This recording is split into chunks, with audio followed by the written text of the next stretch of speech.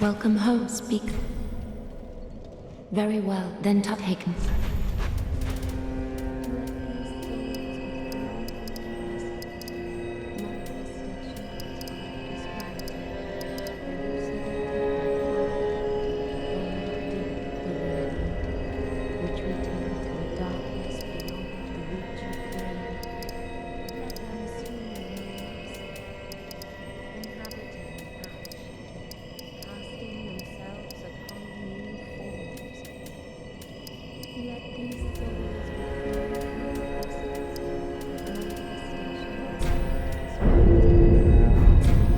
Farewell, Ashen One.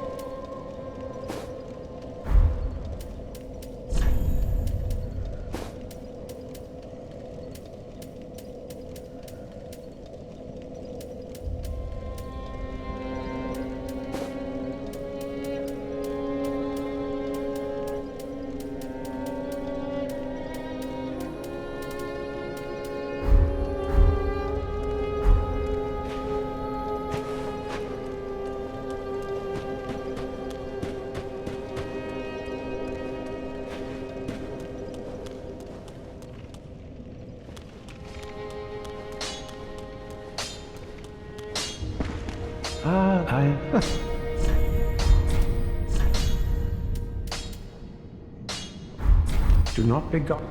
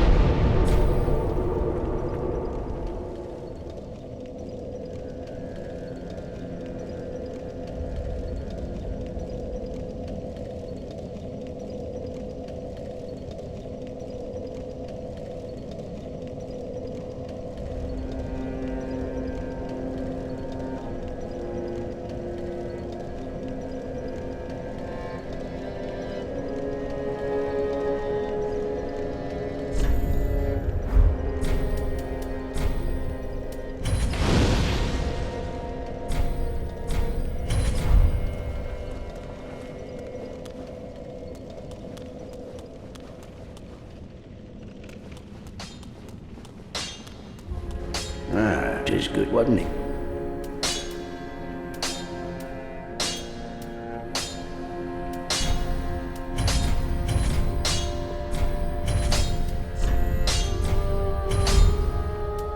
Pretty big, I don't know.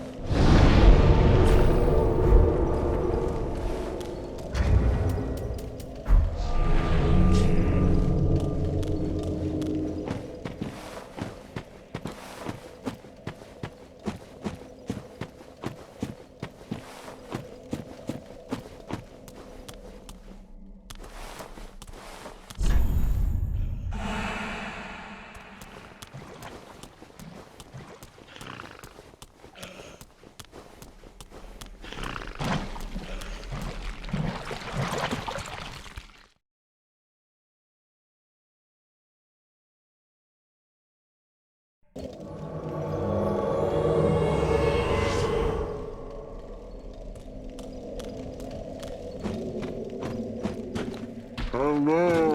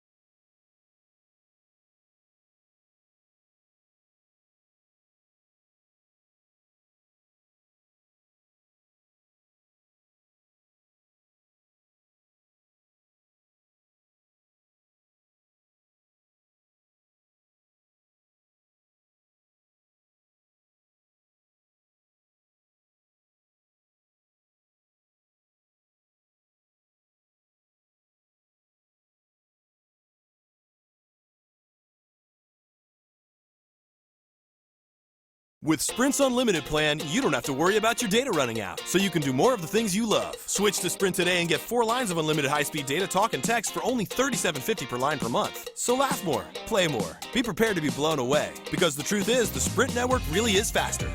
Plus, it's more reliable, with better coverage than ever. Act now and get 2 Samsung Galaxy S7 phones for the price of 1. Try us out for 30 days. If you're not satisfied, we'll refund your money. So switch today.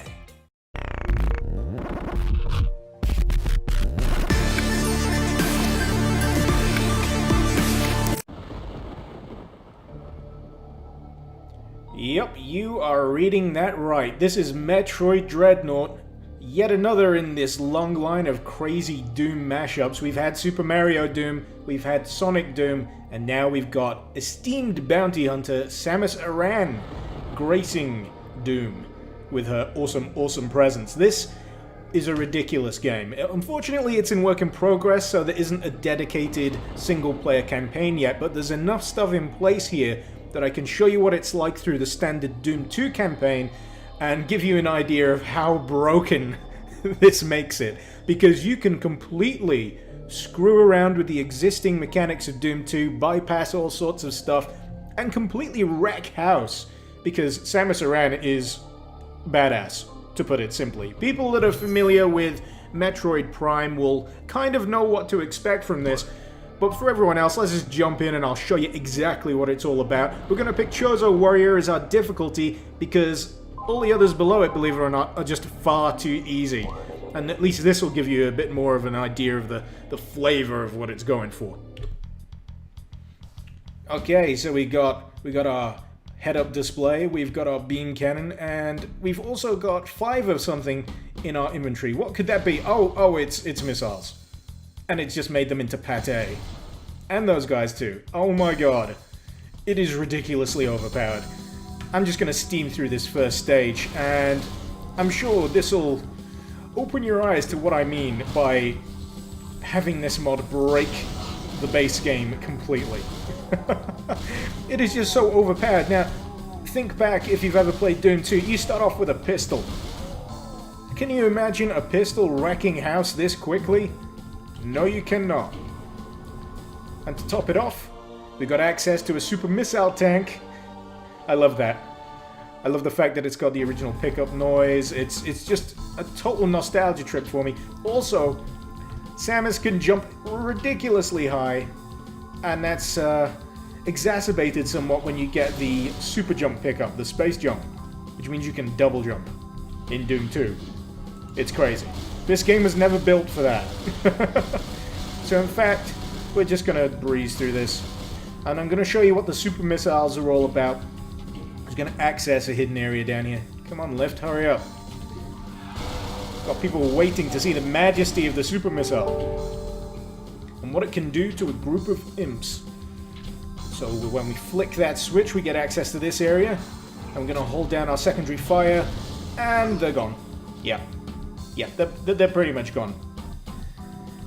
We got more missiles, and we've also got the Spacer Beam. I don't know if that's the correct spelling.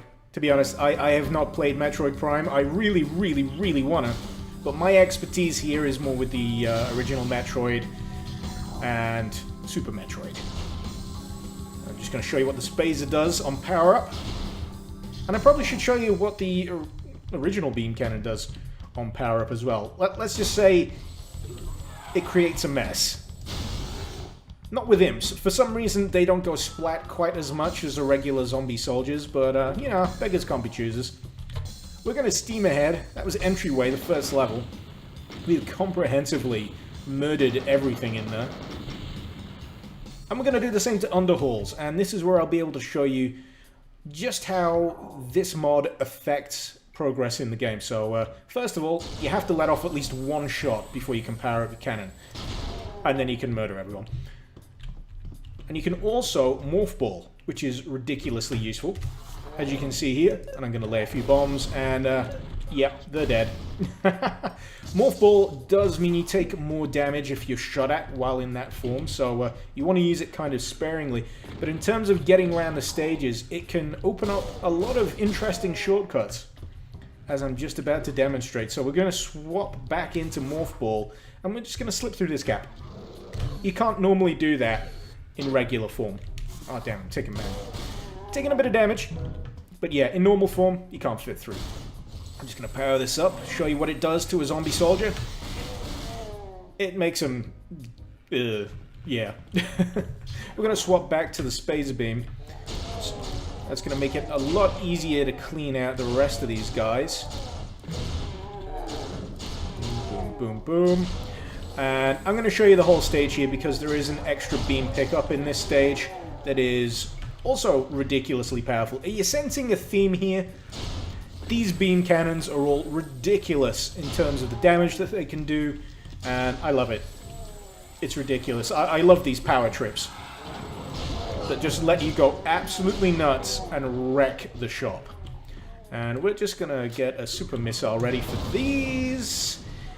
And yeah. they're just cannon fodder. Absolute cannon fodder. Plasma beam, I'd say, is more similar to the shotgun. It's kind of in the place of where the super shotgun or the sawn-off double-barreled shotgun would normally be in the original game. But what we're going to do, we're going to charge this baby up and see how many people it can cut through. Because we've got a lot of enemies up here. And we're going to take a lot of damage if we don't clean these guys out relatively quick. There we go. Nicely done. And there's more people loitering around here. Let's see if we can get these guys. Seem to be in a little bit of a hidden section. How are we going to get up there? Well, we just jump. Like so. It just makes it ridiculously easy. We got extra armor, which means enemies are going to have to try twice as hard in order to kill us now. If it wasn't hard enough for them. I'm going to just swap back and get through here.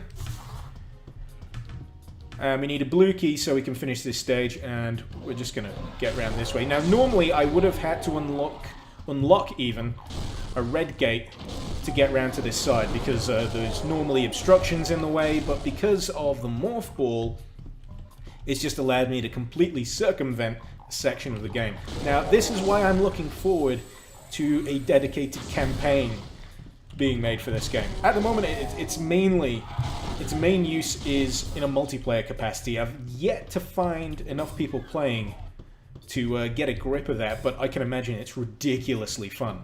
But instead, we're just going to deal with these guys, completely blow their heads off, and hopefully we'll run into a Cacodemon soon, because those have much bigger health pools, are much more of a challenge, and allow us to do a little bit more dodging instead of just rampant murder, as we're seeing here. But anyway, that's the Underhalls deal dealt with, even. And we're going to enter the Gauntlet. I'm sure that's supposed to spell gauntlet, but oh well, typos. Yeah, it's just total power trip, and there's a bit of a freeze frame going on there. We've got an extra missile tank, and we got a bunch of dead imps. Perfect. I'm going to top up our armor, and I'm going to swap the plasma beam back over to the Spazer. It'll help me take out more than one at a time. And I could totally skip everything in this level right now if I wanted to, and I'm going to show you how. Just get rid of these annoying intruders.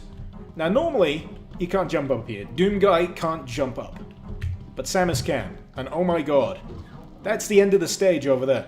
Right there. Normally, you have to get into that teleporter to get back over there. And by doing so, I do miss out on a few interesting bits and pieces, so I am going to try and pick up extra beams here. Oh god, that's satisfying. More than anything, it's because of the little click before a super missile goes off. You know it's ready, you can unleash it, and I better be careful with those guys. They have a much bigger health pool than everyone else, and I'm gonna have to... Oh, they're killing themselves. That's helpful. There we go. Oh, wait, no, another one. We got him. We got him. Everything's fine. Everything's fine. And you'll notice down here, we've got yet another beam, which is the wave beam. And this is really good for clearing out enclosed spaces. And I'm going to charge it up and show you exactly why, if I don't die. Oh god. Oh god, I'm in a bad spot. I died. I died. You know what I was saying about the game being a bit too easy? Yeah. That was a lie. It can get tricky. If you allow yourself to be surrounded, you are setting yourself up for a fall. But at least now we know what to expect. I'm going to use a hell of a lot more missiles and just clear the path a little bit more comprehensively. There we go. We're going to stick to the plasma cannon. It's much more powerful. It's going to do a lot more damage. We're going to get a lot more bang for our buck. There we go. It's just no less satisfying. It's that little pause before you unleash hell. Aww. My other super missile didn't really do what I intended it to do. But as you can see, with this difficulty, there are a hell of a lot more of these enemies around than you'd normally find even in a regular campaign. So I am gonna go and pick this up first now, because it'll make it a bit easier for me to get through that big old group of people. Because the ice beam pretty much just freezes people in their place, and you can make them explode. It's pretty cool. And I'm going to do the same for all the people down here that made my life hell in that previous run. And now I'll be able to show you what the wave beam does. I actually need to find out what the ice beam does when it's charged. That will be rather cool. Oh, no, no, no, no, no. We're going to loop back around. I'm not quite sure what that does. I think it's just a more powerful beam charge. Anyway, let's go back to the wave. And what this can do is actually quite fun. Yeah, it does that, which is awesome. And it does deal quite a lot of damage, but it waits until it's hit the first enemy and then it spreads out with all those extra projectiles, which is really cool. I'm really looking forward to seeing how all this would be implemented in the final game. So I'm just going to scooch through here, get through to the last part. We just need to pick up that red key, get rid of these pinkies. Oh, kaboom. There we go. And we don't really need to deal with any of the other people down here because we can just skip them. We can just hide up here and mock them from up high. I'm going to use the wave beam and mock them even more. Oh, there we go. You can see just how many of them were taken out by that. A fairly decent amount, not too many. And we got all these invisible pinkies down here, who we don't really need to deal with. I just want to show you as much of this as possible through the eyes of Samus Aran and how badass she is. She just makes the campaign ridiculously easy. I mean, now entering the focus, this is probably where my experience fades a little bit. I haven't played this far into Doom 2 for quite a while, so I'm probably going to make all sorts of stupid mistakes, so bear with me if you're a veteran. I apologize. Like, a veteran probably would have known about those chain gun guys, but not me, because I suck. But not like it matters. I've got all this awesome bounty hunter armor on. Got all these guys to take out. I just realized that I was out of missiles. So I'm probably going to have to charge this up. Wait. There we go. I'm a little low on energy. I should probably do something to rectify that. Ah, there we go. Energy. Precisely what the doctor ordered. And I should have probably saved that missile. We now get a blue key, which means we can get around to... I don't think there's any easy way through this stage.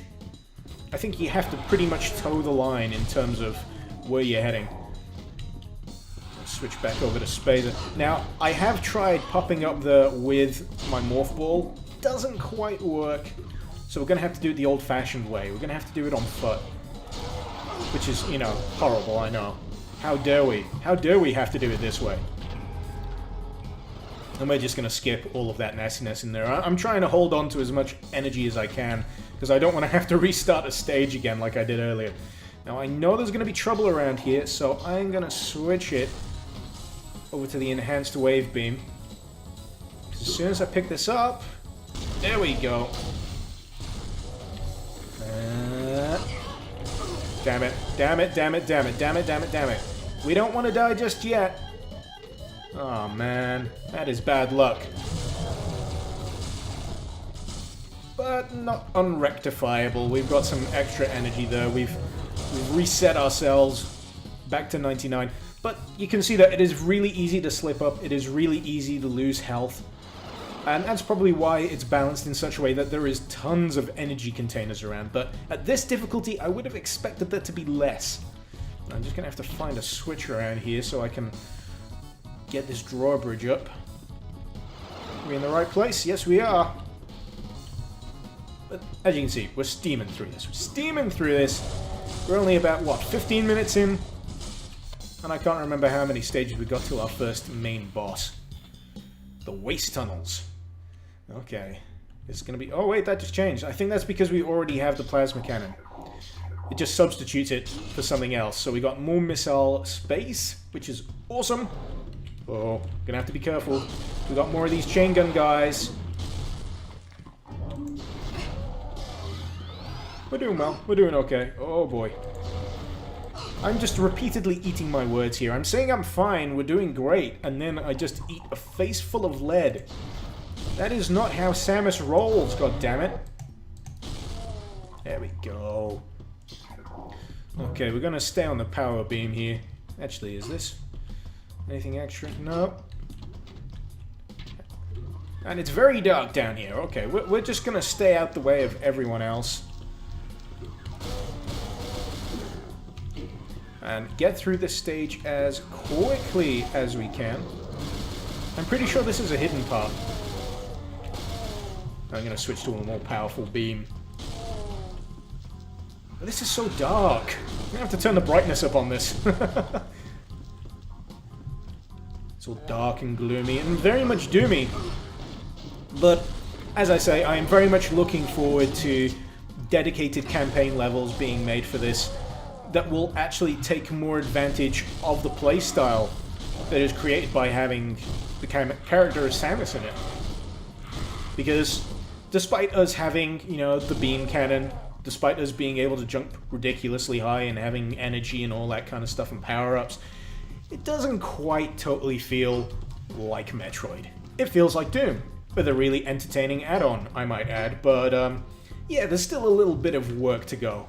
But it is, if you fancy, I say, having a little bit of a mess around, this is definitely something I recommend you check out. All you'll need is a copy of either GZ Doom or Zendorum, and you will be able to dick around to your heart's content. Also provided that you have a copy of Doom and Doom 2, because you're going to need those original files in order to mess around with stuff like this. So yeah, pretty important stuff. One more switch to flick. And we can head back out. Cool. More douchebags to take care of. I'm going to finish this stage and call it a day. But I'm sure there's a few more bits and pieces. I'm going to play a bit with the ice beam. Because you can just freeze them in their place. They do, I think, eventually defrost. But it is quite entertaining just to see them explode into bits and pieces. And one thing that's really odd about playing this is the fact that you don't really have an ammo pool for this. It's just infinite. You don't really need to worry. I wish it was in some way tied into your energy or health. That would really help in balancing it out, but for now, considering this is version 1, they've done a stellar job. It is ridiculously fun to play about with, ridiculously fun to experiment with, and I'm looking forward to more. Really am. And I'm gonna see if I can use my morph ball to sneak through here. Oh no, I can't! That sucks. I'm just the right size as well. Damn it. That annoys me. But that's why I want custom-made levels. That is why custom-made levels will be awesome. And facing off against space pirates will be something that I'd really like to do. There is a bit of facing off you can do, provided you've downloaded the right map pack. The creator of this has bundled a few extra levels that you can experiment with, but they're not very challenging. They're just kind of test levels. That's why I prefer kind of playing through this, because it gives you few more interesting enemy placements to deal with.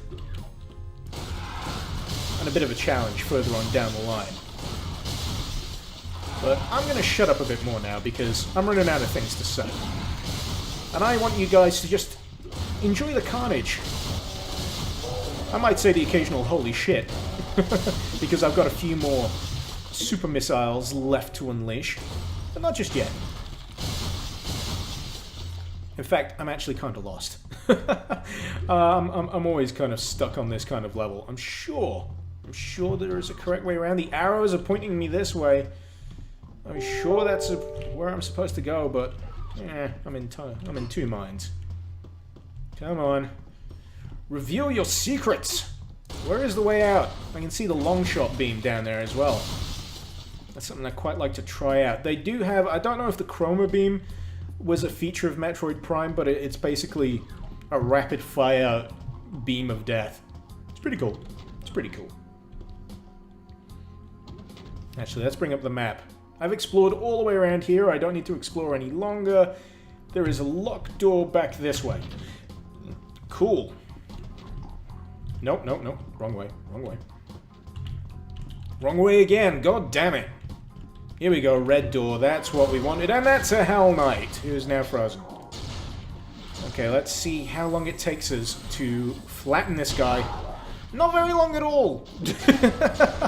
I'm actually quite disappointed. This chain gun guy is more of a bloody... Oh... I think I was stuck in a little bit of an awkward position where my beams just went reaching him up the stairway. Oh well.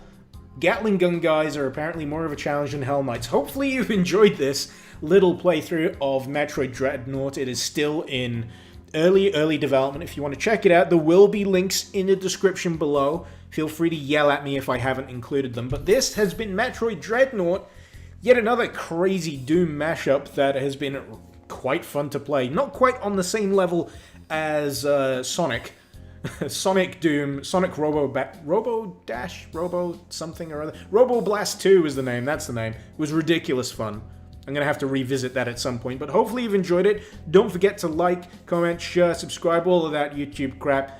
This has been Mr. Icarus. Icarus out.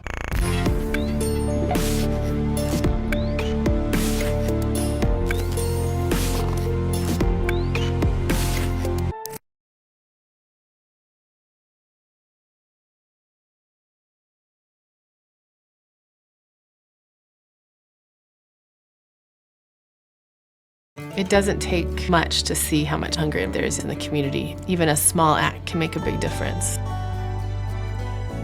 Purchase participating items at Walmart to help secure a meal for someone in need.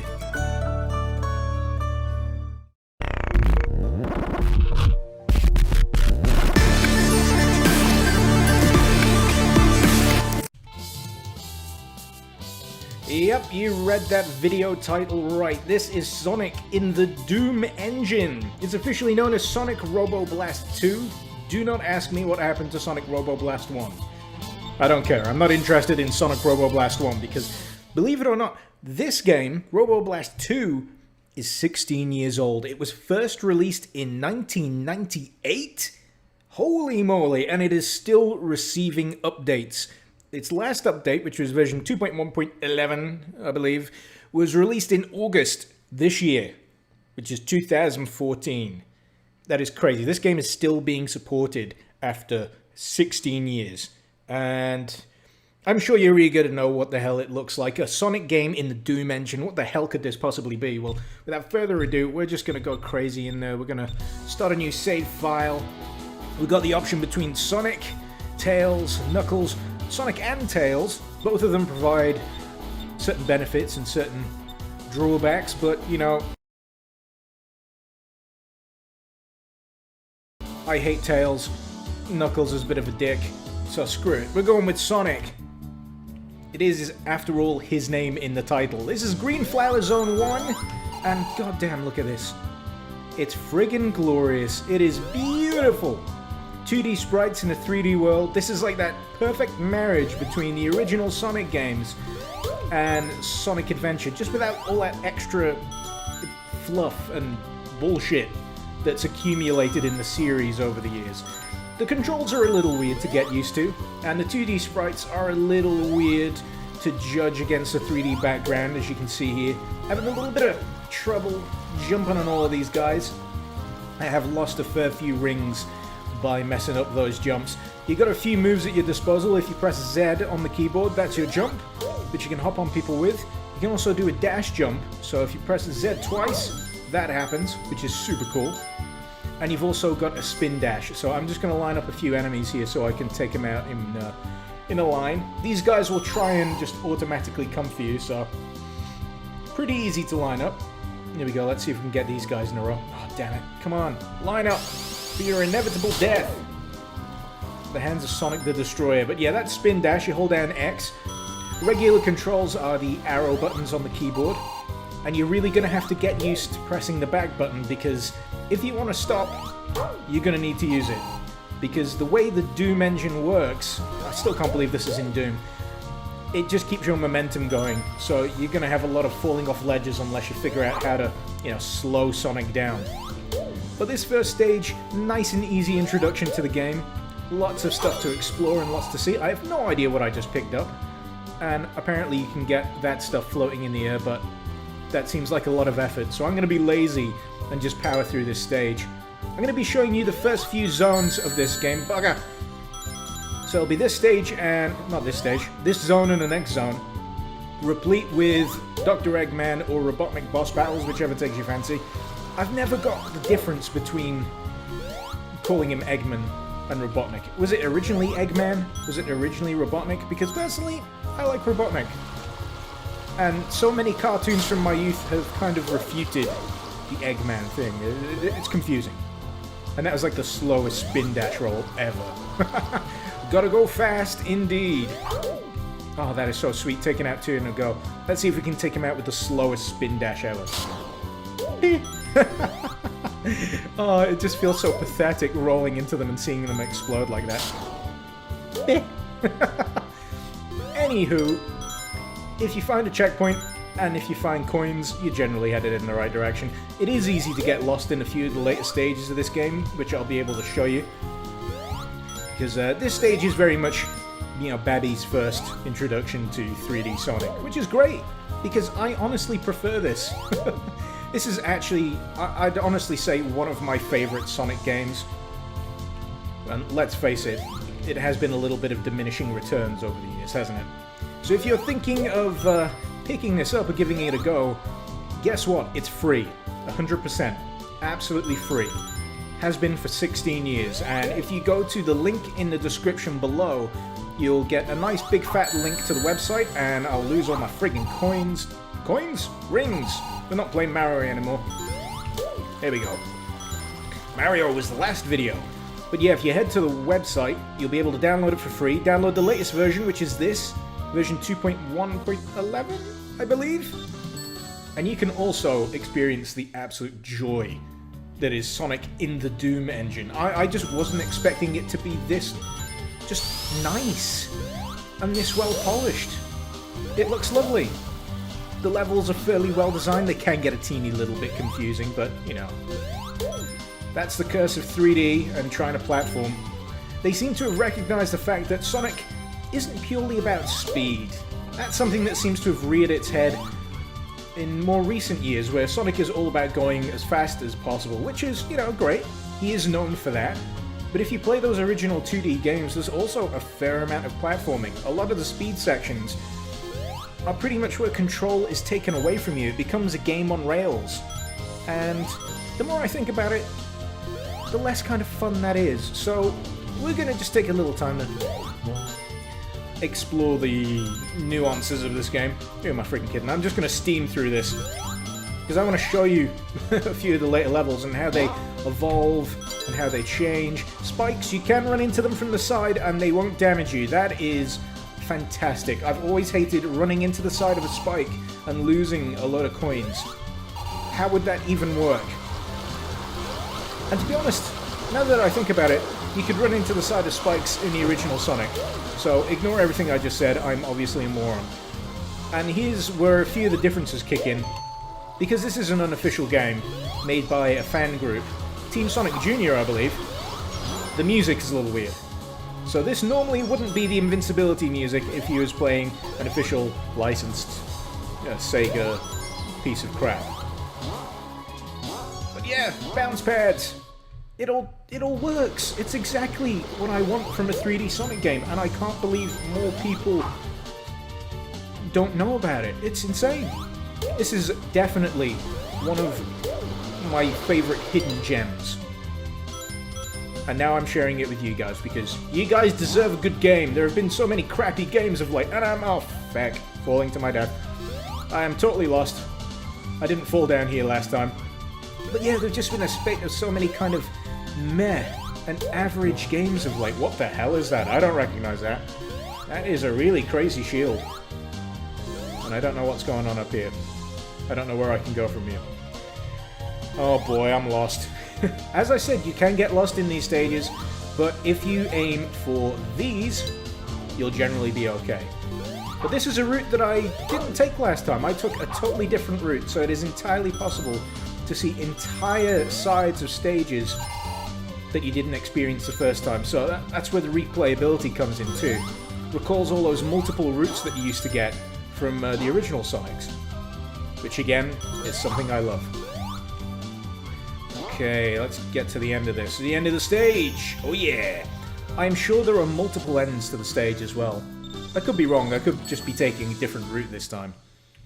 But now, I get to show you this. They do boss battles, and they're arena-based. And they are actually quite tricky because there is no lock-on to speak of. You just got to judge it really, really carefully and just hit them as dead on as you can because those lasers are a real pain in the ass. Oh, balls. As you can see, I've had a little bit of practice at this. Oh, balls. How did that hit me? He was aiming the other way. But I've had a little bit of practice. I've not lost a life yet dealing with Robotnik in these early boss battles, but then again, I've only done the first two stages, and those are the stages I'll be showing to you today. He switches attack after, I think, 4 hits.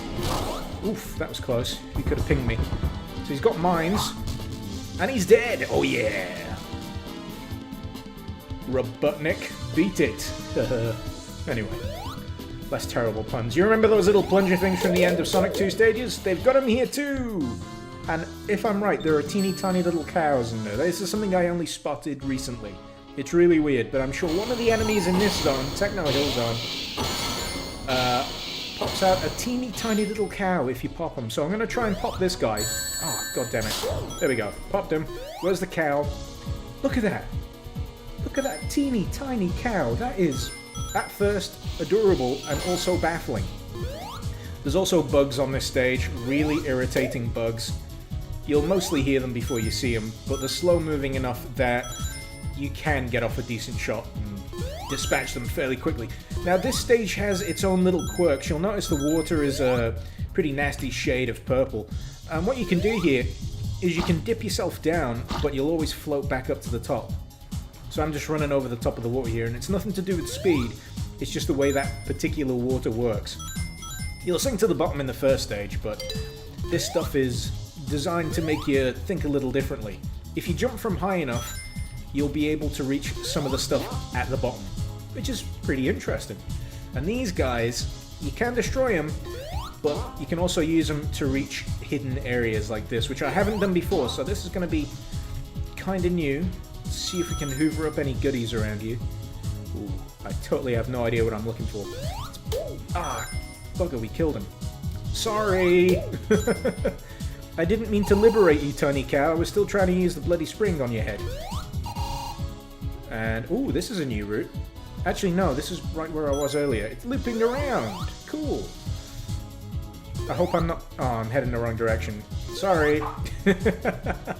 We are making negative progress, so I'm going to do less faffing about and do more steaming. And you'll notice the speed in this is actually really cool. If you've ever played Doom in its original form, or even in that nice sprucey form that you can get with GZ Doom, it is a very fast game.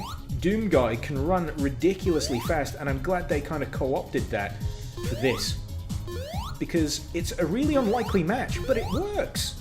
It really works. And I really just can't overstate how fun this is to play. The controls, a little weird to get used to at first, but seriously, give it a little time, you will absolutely fall in love with this. And if you don't, then, well, that's just like your opinion, man. To channel the Big Lebowski. Right, let's see which direction we want to go. I'm gonna go this way. You can jump really bloody far in this game, so don't worry about judging jumps too much. And we got 100 coins. Rings, damn it. I'm still in Mario mode. And I've not explored this side of the stage before either. But it's a bit of a dead end, so we'll just head back. But yeah, the colour scheme is a little sickly. I wouldn't have advised so much brown. But hey, beggars can't be choosers. This is probably one of the best Sonic games I've played in a very long time. It's 16 years old, and I put it up there with the original Sonic 1 and Sonic 2. I've got less of a soft spot for Sonic and Knuckles 3, is it? Or just Sonic 3? I don't know, it gets confusing after a while. And the platforming puzzles in this actually can get a fair bit fiendish and a fair bit tough to navigate. If you haven't mastered slowing down or how far you need to move to inch down a platform, it can get really tricky and a little bit frustrating, but have a little patience and you'll get far. Okay. You can move the camera around as well. I wouldn't advise it. I'm doing this with the mouse and it completely F's up your vision, so I'd avoid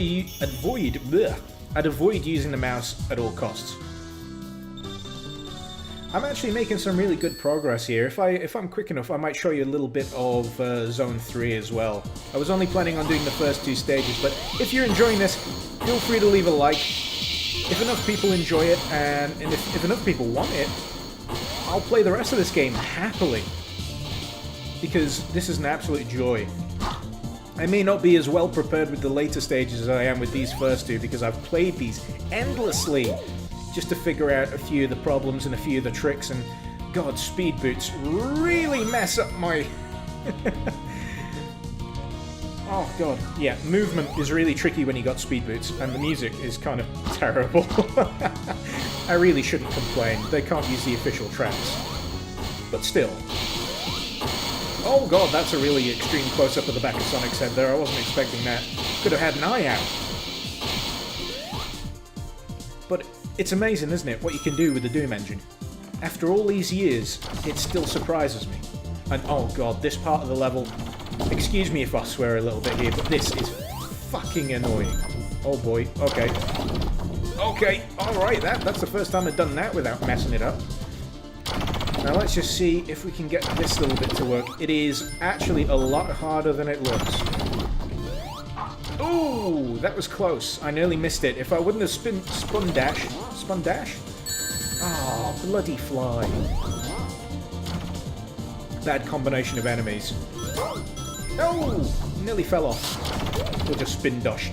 Spin dash the cow out of that one. Nearly there. This is actually one of the bigger stages that I've encountered so far. Quite a lot to see, quite a lot to do, quite a lot to run around. I'm doing a really good run here. Okay, the pipes are always a little bit tricky. You just got to edge onto them best you can. And you got to watch out for that bloody fly. It's right behind me and I don't want it to ping me. There we go. And we're going to take this route because I understand it a little bit better. It's a lot easier to avoid those pistons. And oh god, that went a bit weird. I wasn't expecting to see the front of Sonic. It was the way the conveyor belt turned around, I imagine. But yeah, lots of nice straight paths for you to barrel down. A lot of interesting little platforming puzzles here. There's a little bit of a fiendish part that I ran into in an earlier playthrough that I've now figured out, and I'll be able to explain to you in a bit, but it involves buoyancy and pistons. And if that sounds a little complicated, that's because it is. And oh, balls! I forgot about those guys! Ah, those things are evil. The most hated thing I've ever come into contact with. Right, this thing. Right. I don't know what you're supposed to do with them. Oh wait, did it blow itself up? I think you're supposed to lure them even, to either corners or these boxes and make them blow themselves up. Because if they hit you, that is all your rings. That is all your rings gone. And I wonder what's... Actually, no, there's nothing down there. I just thought there was an extra exit. And there's another one down here. Actually, if I stray too close to it... There we go. See what I mean? Evil. Absolute evil incarnate. Horrible red eye of death. Okay, nearly there. Nearly up to that little tricky puzzle I was on about. But first we've got to infiltrate Egg Towers. Or Egg Corp, which is that big thing up there. And I could collect all of these rings, but to be honest, I want to show you as much of this as I can in as short as possible time, so forgive the clipped playthrough. I'm going to get this so we can hoover up more coins. I'm going to get rid of that bloody fly. There we go. Make sure we trigger that just in case we do something stupid. And here's the irritating puzzle. Okay. So we got this. You'll remember that Sonic floats. You'll stay on the top of it. And you think, alright, I've got to get out of this. There's no way back, because it's kind of blocked off. And those pistons seem to be going pretty high, so we jump up here. Oh, and try not to spin dash, because that completely F's everything up.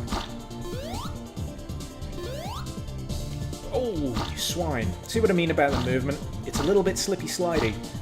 So you've got to compensate for a hell of a lot of the weird movement. And yeah, it's not high enough for me to jump onto anything. So what you actually need to do is jump from a height and hit this big button at the bottom here. And what that does is it floods the compartment, which means you can get out the top. And it reminds me a lot of the very kind of classic features of Sonic 2. Oh, I totally bummed that up, didn't I? Managed to spin dash into a completely different part of the game. So what I really dislike about spin dash is you can't really stop doing it until you lose enough momentum, which is a little bit annoying. Okay, nearly there. We can loop back around now because all that's solved and done. We got out of that little container of goop, and now we've got to deal with this, which I messed up quite a lot in my first playthrough because judging distance and speed ain't my forte with this game. But yeah, I just love everything about this game. I just never would have expected something to look so cool. I think I'm going to have to remind you guys again, this was made in the Doom Legacy engine. You don't need to install anything to play this. It is all self-contained. There are no mods. You don't need to install any additions, any packs. It is all done for you. All you need to do is download it. The link is in the description. Honestly, do it.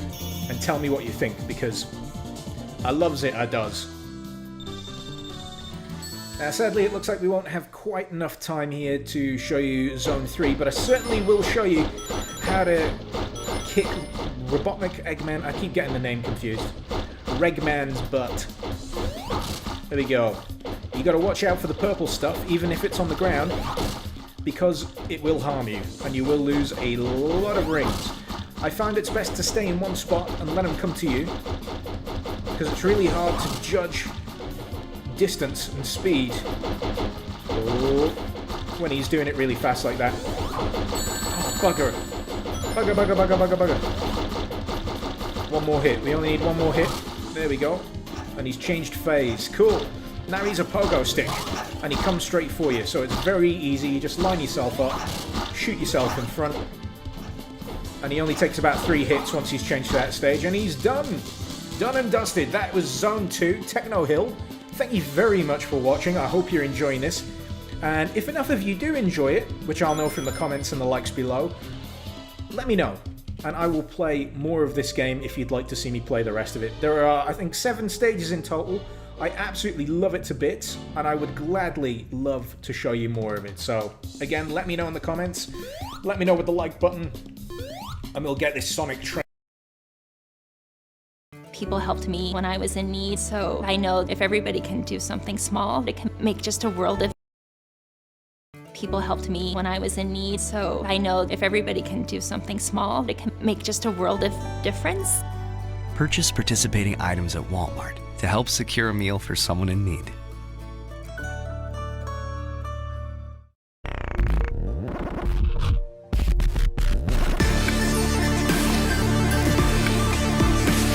Hello and welcome, this is Mr. Icarus, and today we're going to be playing, yes, Super Mario Doom.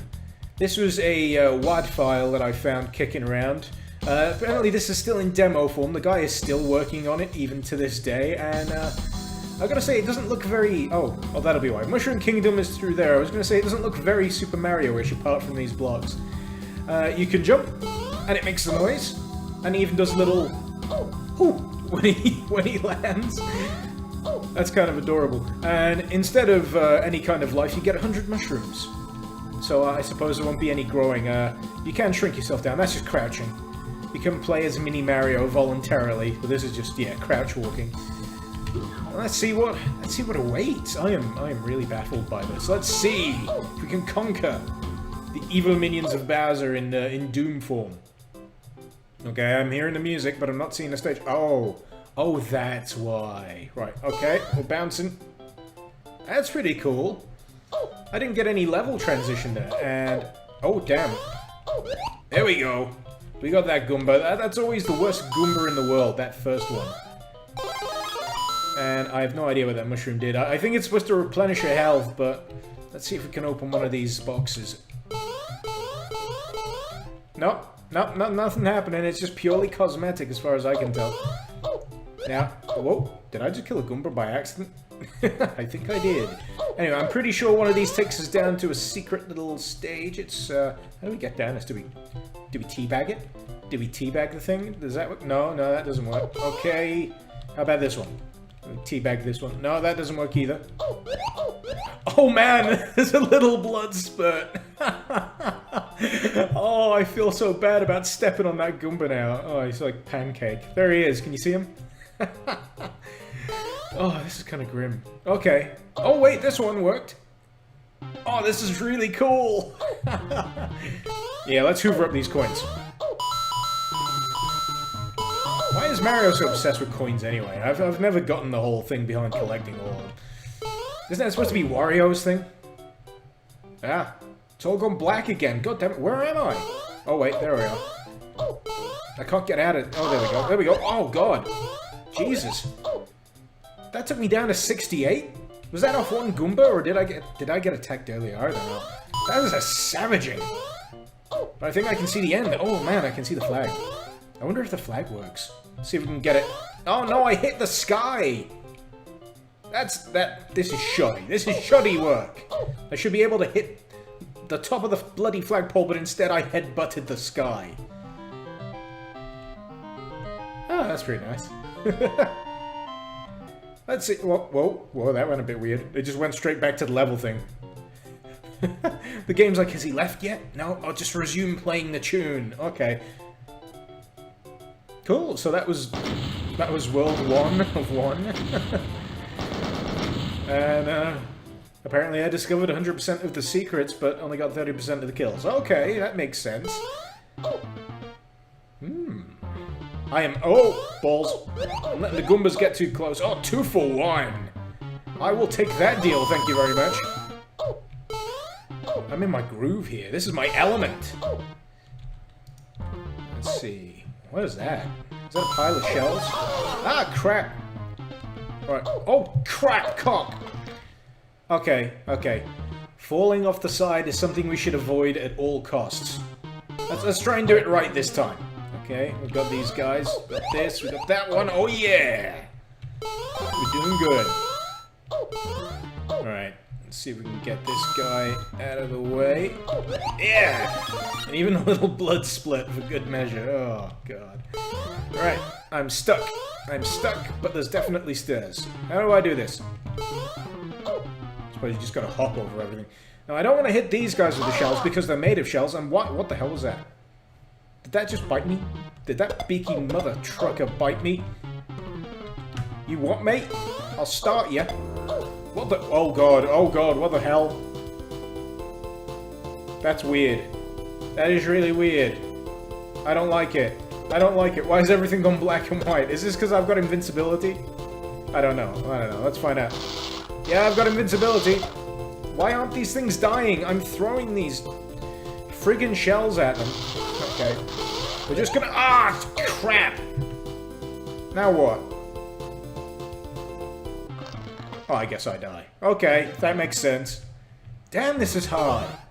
This is a lot harder than I was anticipating. Ah, crap. No. There we go. That was pretty smooth. We got that sorted. Okay. Maybe I'm just going to avoid these guys. I'm going to see if I can... Ah, balls. No, no, no. Ah! I got it again. I don't know where it is or how I keep getting it. Ah! This is really stressful. It's because I have to keep to this thin strip of Mario Land. Oh god, I'm being savaged. I'm being savaged by everything. I know I've got invincibility, but this is... It's kind of mean. Okay. We've got Goombas on stairs. I remember this part. Okay. Bollocks! Okay, wait. Wait, I'm still alive. Wait. Can I get out of this? Can I jump back onto these platforms? Oh, wait, no! No! Oh, I was so close! Son of a bitch! Right, that Koopa's going down. That Koopa Trooper is going down to Chinatown. Damn it! I walked into the wrong neighborhood here. Ah, crikey! These guys are vicious. Okay, moral of the story, never piss off a mushroom. Or a Goomba. Whatever the hell they're supposed to be. They are mushroom-like. They are of the fungi variety, as far as I know. Right, okay. Okay, we can do this. I'm just bouncing around like a friggin' lunatic here, but I'm sure we can do this! Wow, was that all three? Did I take out all three? I've been picking up shells, but I've not been getting it as ammo. I don't know how to switch. Oh, damn it. Right, let's see if we can get that star again. It seems to be embedded up there somewhere. Let's take care of these guys. It's a shame he can't break blocks. That would have been, you know, the icing on the cake. Destructible scenery. Innovation. Oh, god damn it. Goombas! You sons of bitches! Okay. I'm gonna have to wait for this to wear off. I'm just gonna walk to the end of the stage. I'm gonna see how wide this thing is. Now, trickiness all aside, it is actually really impressive. The fact that I'm dying over and over is mainly just because I'm not getting how to play this properly. I don't think it was ever really made to be played in this kind of perspective. Okay, we got him. Oh yeah. Right, where's that star? Seriously, there is no star there, but for some reason it works. Okay, I'm not gonna look a gift horse in the mouth. I'm just gonna avoid these vicious sons of bitches. Die, you horrible minions of Bowser. Freakish sons of bitches. Right. I clearly walked into the wrong neighborhood. I'm gonna try and get this. Okay, we're doing well. We're doing well. Ah! Oh. I don't want to mess this up. Whoa. Whoa, that was... Whoa! That was a quick transition. I wasn't banking on that. But we made it out of there in one piece. We eventually got a blood-smeared tube. Ugh. Right, okay. Yeah, I'm not even going to bother with that. Let's just go straight ahead. Okay, what do we got? Oh man, I remember this. This stage used to absolutely screw with me. I was never good at this in 2D. I'll never be good at this in 3D. Now you are apparently a fast Koopa because I remember the name of what killed me last time. These things are mean. Right, okay. I know what the game is. I'm just gonna avoid you. Avoidance! It's the only way out. How do I... Ah, jeez. This is gonna be tricky, isn't it? Okay, right, okay. Ha! Take that, you shelly son of a bitch. Right, how the hell am I supposed to get across here? Is there, like, a speedy run? Is there a speedy run I can use? I know there is a... Oh, yeah, there is. Oh god. Oh, god! Oh, god! Oh, god! Ah! Jesus Christ, that's terrifying. I'm gonna run. I'm gonna run for my life. Right. Whoa! No, that doesn't work. Jesus. Right. Let's see if we can do it this way. Oh, that worked. Wait, no, I didn't. I'm just back here. Do I have to jump on one of these to get... Oh. Never mind. Never mind. Just getting savaged by flying Koopas. Damn. This is hardcore. I never thought I'd say that about Super Mario Bros., but man, this is hardcore. Right, okay. There we go. baited him into the trap there. I think I lost a spare kind of shell. Oh, that was a bad move. I hit the wrong key and went backwards. Okay, we got the flying Koopas. I don't know what to do! I don't know what that means. CL run? I'm toggling the auto run. Because I am a Phoebe. I am a Phoebe and an idiot, and falling off things repeatedly is apparently what I do. Apparently this also has a map. That's kind of fun. Right. We're gonna give it another go. I'm not sure if I'm gonna be able to get out of this, but oh, damn it! I pressed the wrong button again! Right. Okay. Okay. Okay. We can do this. We can do this. Ah! Stop biting me! Stop biting me! Right. Okay.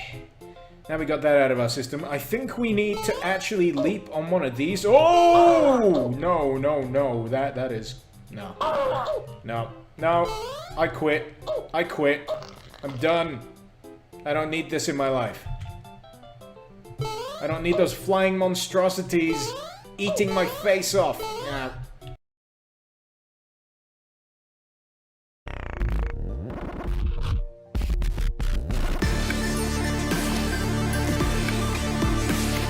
Hello and welcome, this is Mr. Icarus, and today we're going to be taking a look at yet another crazy Doom mod. After Metroid, I thought I'd continue the Nintendo theme, and now we've got this.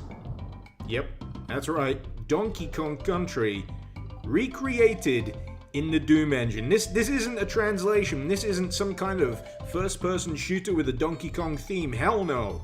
This is the effort of someone to squeeze the Doom engine down into a 2.5D platformer in order to as faithfully recreate Donkey Kong Country as possible.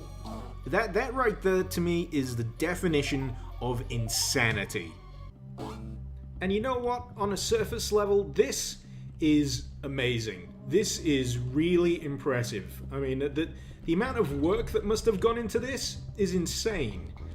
Because I just can't, I couldn't have ever imagined Doom being used in this fashion. I mean, I've seen interpretations of other things, you know, like Super Mario Doom, where it's first person, Sonic Robo Blast 2, where it's, you know, a third person kind of Sonic Adventure type deal, but this is crazy, and do not adjust your monitors. This is really kind of the resolution of the sprites here. They are a little low. They are a little fuzzy, so that's not a problem on your end. It's just kind of the quality of whatever the modder had to work with. And you know what? I can say I think this is great. This is an amazing, utterly pointless effort to recreate Donkey Kong Country. Because at the end of the day, I'd rather go and throw myself off a cliff. No, I'd rather go and play Donkey Kong Country on a SNES. As a game created by that original legendary Rare team. Because they knew their crap. They knew exactly... With Sprint's Unlimited plan, you don't have to worry about your data running out, so you can do more of the things you love. Switch to Sprint today and get 4 lines of unlimited high-speed data, talk, and text for only $37.50 per line per month. So laugh more, play more, be prepared to be blown away. Because the truth is, the Sprint network really is faster. Plus, it's more reliable, with better coverage than ever. Act now and get 2 Samsung Galaxy S7 phones for the price of 1. Try us out for 30 days. If you're not satisfied, we'll refund your money. So switch today.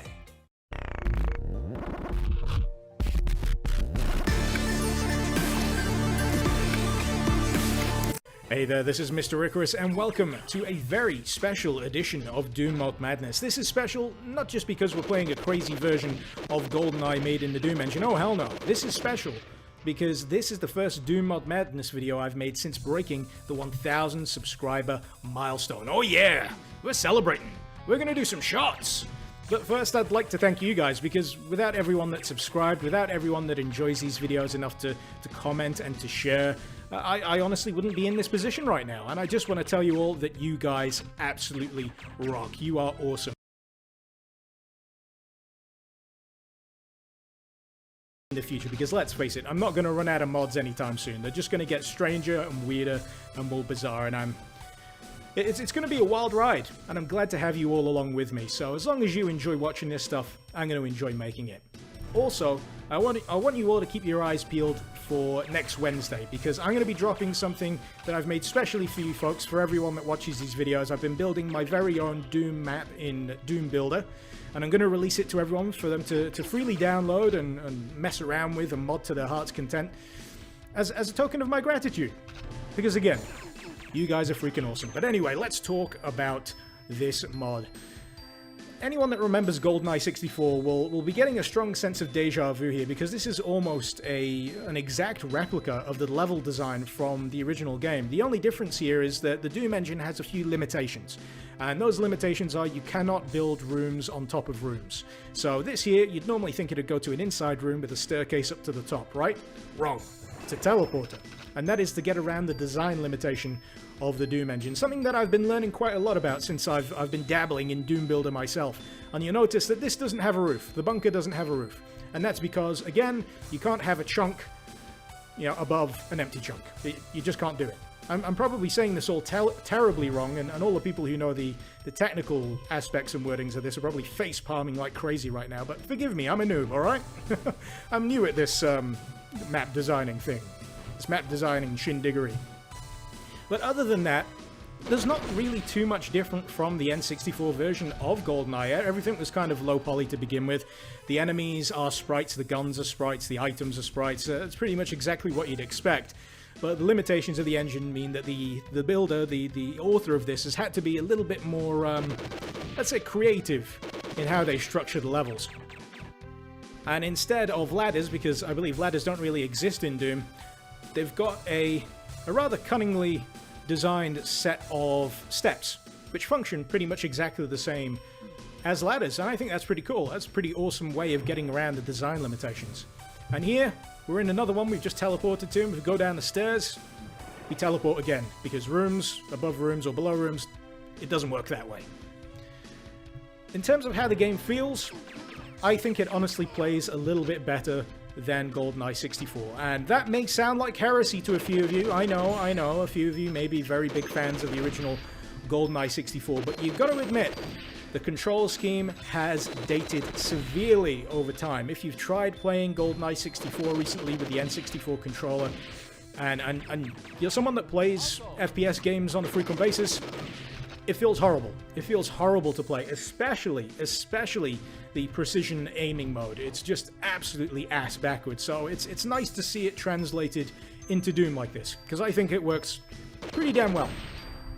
Other than that, I think the remake, or the demake rather, as I'd call this, is kind of pointless, because there's not too much new, if that makes any sense. There's not enough difference between this and the N64 version. And sure, it was a more powerful piece of software, speaking of the N64 at the time, but I don't personally gain anything from seeing GoldenEye in this kind of scenario. Sure, it's cool, it's a really great achievement, but it doesn't really tickle me fancy, if that makes any sense to you guys. I'd rather see something with an interesting spin on the GoldenEye formula than something that attempts a one-for-one remake. But anyway, let's dive off the dam. And because this is Uber Doom Guy Bond, he doesn't need no bungee cord. That's for sissies. We just jump straight down to the bottom. And we're gonna go on straight to the next level. Let's drop. Oh man, those are 90s as hell. Those portraits of the film characters, could you get any low quality? You probably could get lower quality than that, but that is impressive. That is impressive. I'm feeling the 90s vibes right now. Anyway, let's forge ahead. Wait, wrong button. Okay, let's go surprise a Soviet soldier on the crapper, shall we? You heard me. Oh wait, no, I forgot about the ledge. There's a little ledge at the top there where you can get the laser watch. And it's badass. But because I forgot about it like a bloody idiot, I'm gonna have to use the judo chop instead. So, how many judo chops does it take to knock out a soldier on the bug? 1, 2, not too shabby. Mystery solved. And yes, that is poo in the loo. I don't know why I check every single time. I think it's just attention to detail. I'm impressed by it. That and morbid curiosity. And yes, I killed a scientist. You can't judge me. I have a license to kill. Thug life. I'm sure there's another soldier. No other soldier. And the layout of this level is pretty much identical. Same as the first one. It's a one-for-one remake of the level layout, and to be honest, I think that works against it more than anything. There's not really that many surprises. Sure, it's impressive to have it built in the Doom engine, but I think it kind of takes away the surprise, you know, of exploring a new level, of figuring out what you're supposed to do, because this version of GoldenEye, it doesn't have the benefit of the objective system.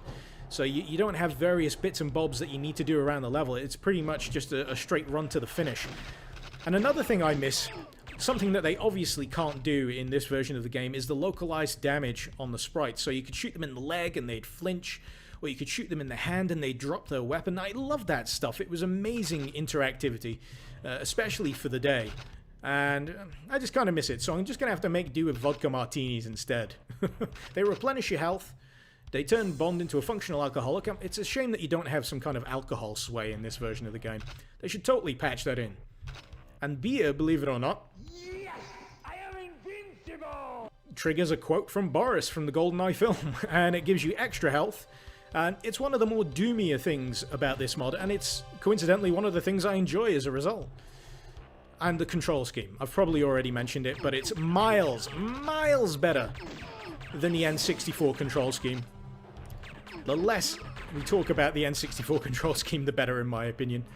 And I just wish they would have done their own thing. I just wish they would have incorporated, you know, more of the hell aspects with the sprinkling of James Bond. In fact, that's what they end up doing. Despite the fact that this mod has an absolute crap ton of levels, they get to a certain point where they realize that they can't actually translate the original levels into Doom anymore. So what ends up happening is you get some really weird levels that basically just go the straight Doom route and start introducing demons and all sorts of weird crap like that. And honestly, I like that stuff. It's just a shame that they couldn't bring, like, the Cradle level. I don't know if you know the Cradle level. But in the N64 version, it was like the final showdown between you and Sean Bean's character. I'm just going kill crazy now, by the way.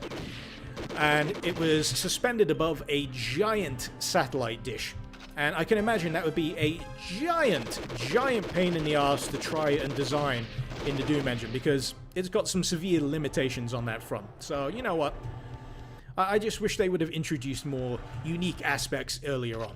But other than that, I don't want to diminish the fact that they've done a really damn fine job of translating the original game. It's great. It's just that it's kind of boring. It's predictable. It's stuff that I've played a bazillion times before, stuff that I know like the back of my hand. And I find more fun in checking out the portrait of James Bond in the middle, because he looks more like George W. Bush than he looks like Pierce Brosnan, with a slightly cross-eyed and blank expression. I do enjoy the little flinches he makes when he gets shot.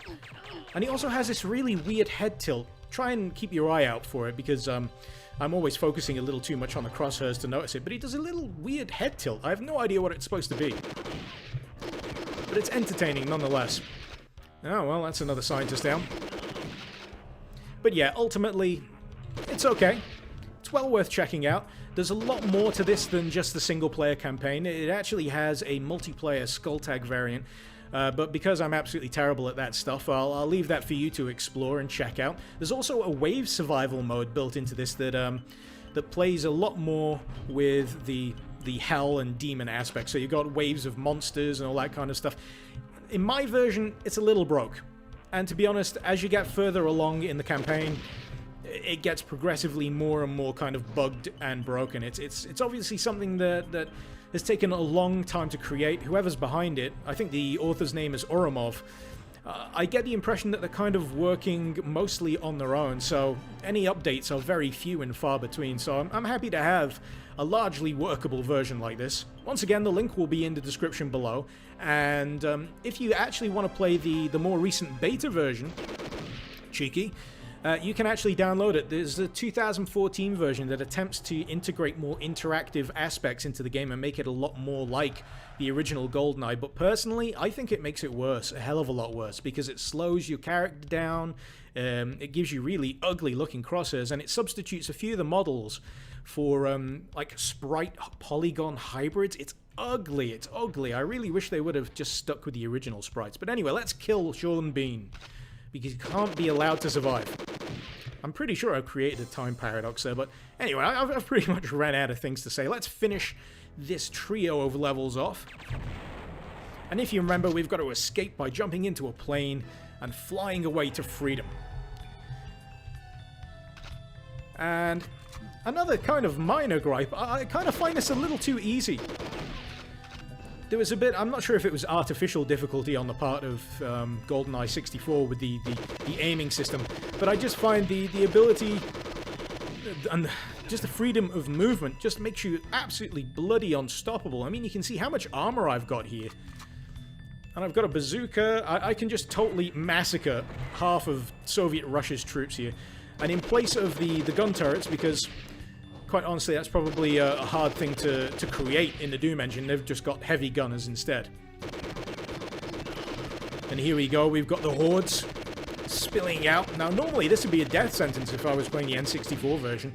And sadly, I cannot hop into the tank. You can hop into it in the more recent beta test version.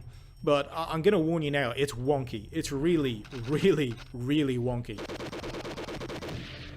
But still enjoyable. Enjoyable to an extent, rather.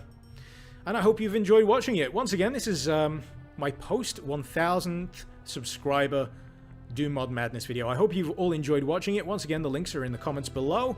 Keep your eyes peeled for Wednesday, when I'll hopefully drop a map just for you guys to mess about with and have fun with. This has been Mr. Icarus. This has been GoldenEye Doom. Icarus out. Get in the damn plane! Why aren't you working?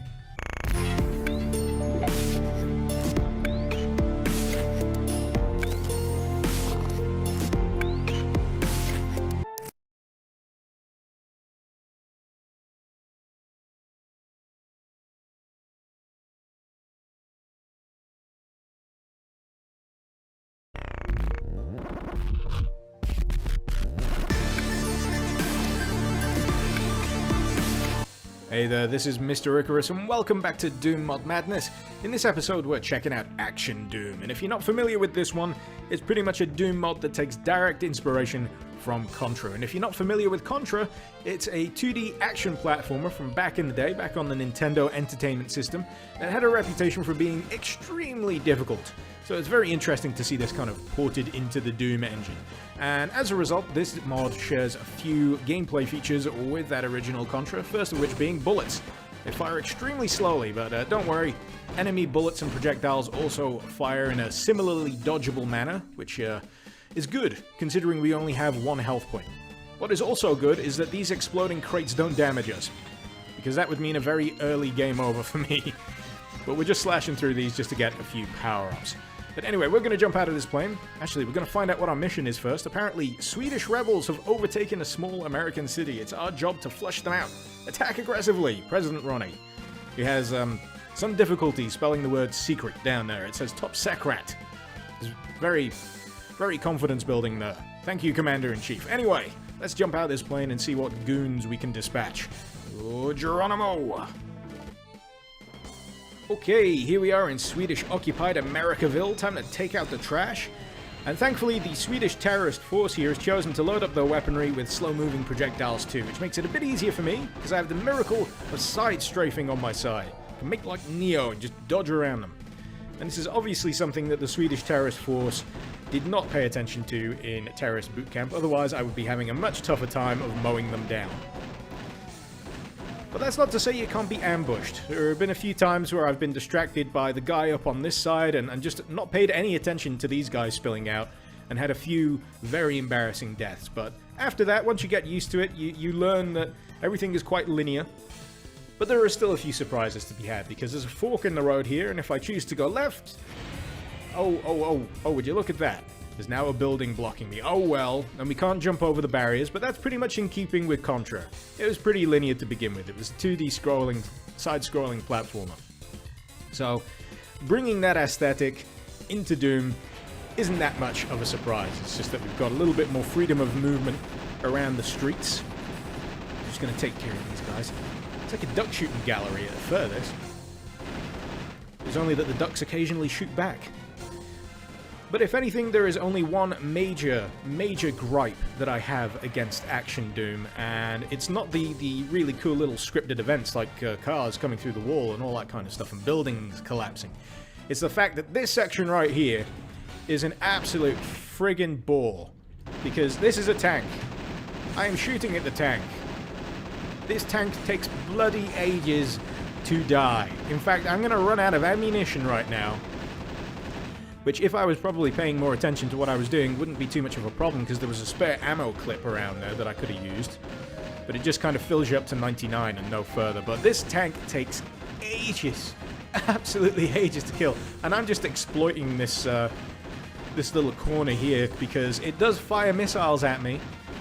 And those missiles will turn me into a really horrific bloody pulp, but as long as I stand here, it can't hit me. And all I have to do is hold down the fire button to kill it. It just takes entirely too long to take out. And the fact that there's no autosave checkpoint before this pissed me off so much. Because once you get past it, that's where you get the autosave, and that's where the boss turns up. And I found this fairly difficult as well, because these turrets are very, very hard to judge.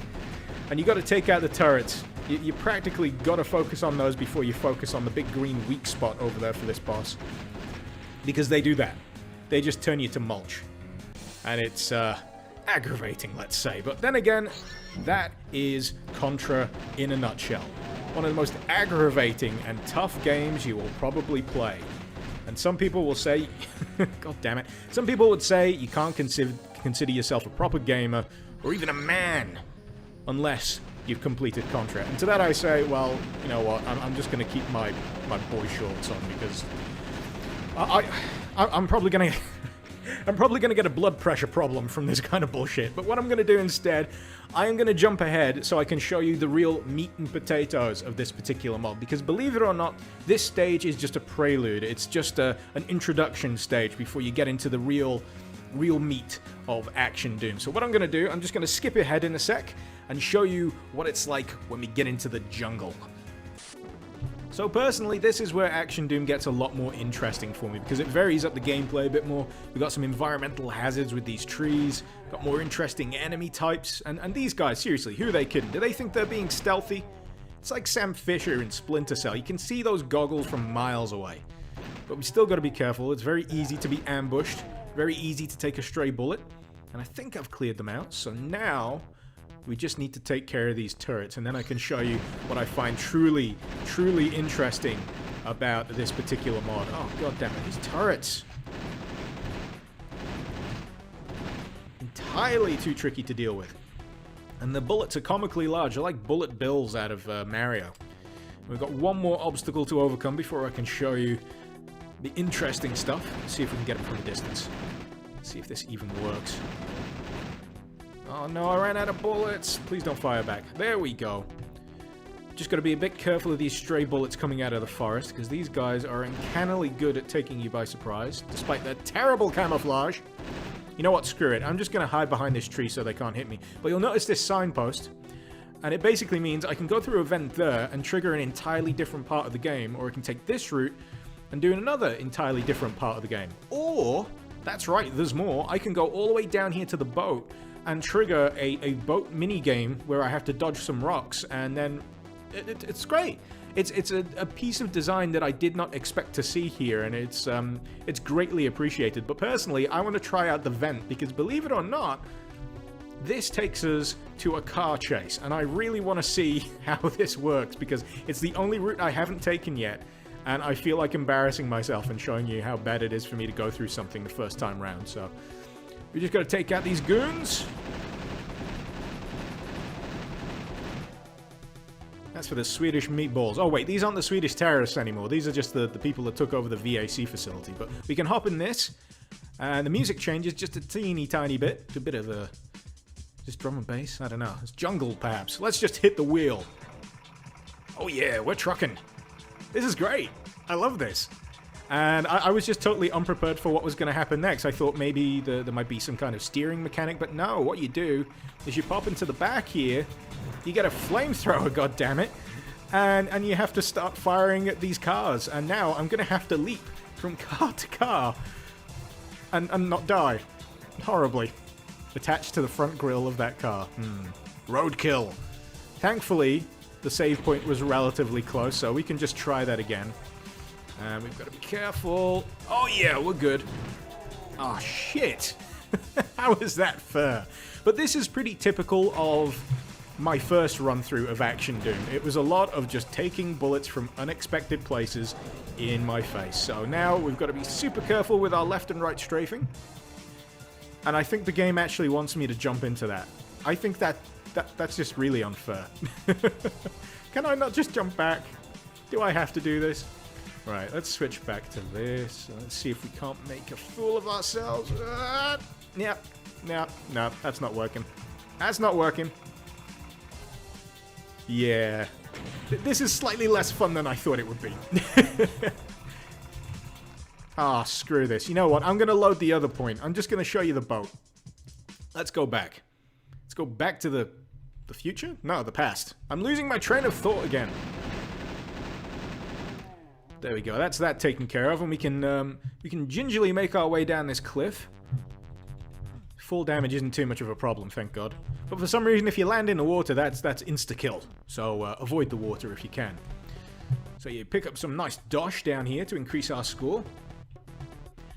And we can initiate another vehicle section by going this way. I have no idea why you would just take the forest route when you've got these available to you. Sure, they're a little bit wonky, but the ingenuity on display here for including this kind of stuff just bowls me over. Sure, the entire thing is wonky as hell, but the soundtrack is great, the effort that's gone into it is great. I can't help but have fun, even though it's utterly... it is utterly frustrating fun. So, I'm just going to try and get through these rocks. No, this isn't happening. This isn't happening, is it? If I can't do it on this turn... Okay, maybe one more turn. One more turn. If I can't do it on this turn, I'm going to call it a day. Because this is an extremely unforgiving section of game. You can accidentally drift away from the steering wheel. And it won't register your movements in terms of edging the boat around. So we're just going to skirt close to the wall here. And you'll notice on the bottom there's a little meter. Ah, screw this. Those rocks are homicidal. But there's a little meter on the bottom that shows you how far you can get. But to be honest, I feel like I'm selling Action Doom a little bit short here because there is just so much more to see, so much more that I haven't been able to show you. And I've just got the utmost respect for the amount of work and creativity that's gone into this, because there's some really fantastic little boss battles in this game. I mean, the branching paths alone are praiseworthy, and you know what, in all likelihood this mod may just end up pissing you off. You may just find it difficult and stupid. So what, it's worth a spin. Check it out, the link is in the comments below, and have fun. Anyway, this has been Mr. Icarus. Thank you very much for watching. Remember to leave a like if you've enjoyed this video, and let me know if I missed anything in the comments below. And if you're not subscribed already, go on, have a click of that subscribe button. This has been Mr. Icarus. Icarus out.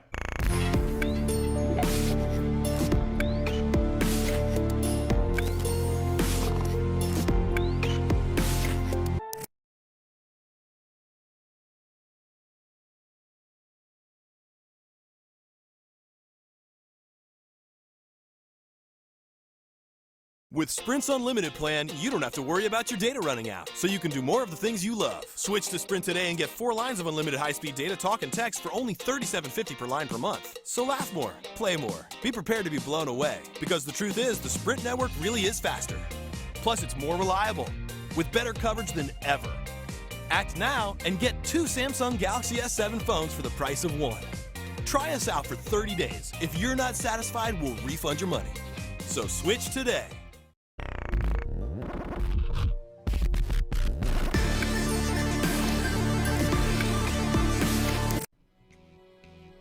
Hey there, this is Mr. Icarus, and welcome back to yet another episode of Doom Mod Madness. This time around, we're checking out Action Doom 2. That's right, the sequel. Which is a little confusing, to be honest, because this is actually a prequel to Action Doom, which you may remember we played a few weeks ago here on this very channel. But anyway, this place is burning down. We best get out of here, maybe get ourselves a weapon or two. Sarah, you're the only woman left in my life. And I don't know if you noticed that, but that was voice acting and a cutscene. I don't think I need to tell you how impressive that is to find in a Doom mod. And that right away, just production value through the roof. This is something you don't find very often in a mod alone. And what I'm going to do here, I'm going to do a little bit of faffing around. Because this fire extinguisher, believe it or not, can put out some fire. But not any old fire, just this specific patch of fire right here. Which leads to a few secret bits and bobs, which are extremely useful. But we're going to hang on to the fire extinguisher because we can only carry one melee item at a time. And I'm going to need this to show you what the cool thing about the fire extinguisher is. It's the fact that you can do that, which is pretty cool. Reminds me of the freeze gun out of Duke Nukem, only with 100% less boot to the face. And you're probably wondering, why aren't I using my gun? Well, despite the fact that the first Action Doom had a very heavy projectile focus, even if the bullets were extremely slow, this Action Doom 2 takes its influence a hell of a lot more from 2D side-scrolling brawlers of the past, such as, what's a good example? Streets of Rage, that's a good example. Double Dragon, that kind of game. So bullets are in very short supply, you got to be very careful. Though I do have my maximum amount of bullets here. So what I'm going to do, I'm going to be cheeky and just shoot them. Because otherwise, I'm going to be wasting a clip. So, sorry guys, you are not a threat in any way whatsoever to me right now. There we go. So we can load up on the other clip, which is in here. But as you can see, bullets make this an extremely easy game. That is why they are in such short supply. And I wasted a bullet. God damn it, I missed. I just feel so wasteful when I do that. But what I could have done if I didn't have many bullets, I could have also called my buddy. Things were gonna get pretty hairy from here on out. I picked up the phone and dialed the only man I could trust, Flynn Hager, former fellow officer during the amateur pro wrestler. And that's pretty much all you need to know. Flynn Hager is someone you can call in by using payphones even. And that's him. He's pretty goddamn fabulous. With that, rocking that feather boa right there, and he's pretty slow. He's probably not going to be able to follow me down the road, but I want to show you what he can do. He's a pretty powerful dude. Come on, Flynn, god damn it, time's a wasting. She's slowly ambling towards me, Flynn. Are you not going to help? Oh, wait, is he going to try and kill me? No, we're good, we're good. But he's pretty badass. He can fight your battles for you, but sadly he's not very good at following you around. And I could shoot this guy, but I feel like having a little bit of a dust-off. What you can do with your fists is you can do left and right, depending on what button you click on your mouse. The right-hand swing, no, the left hand. He's a bit of a lefty. The left-hand swing is a bit powerful compared to your regular jab, which ain't that powerful. So I'm going to try a left, and then a right. And, you know what, to be perfectly honest, the gameplay isn't for me.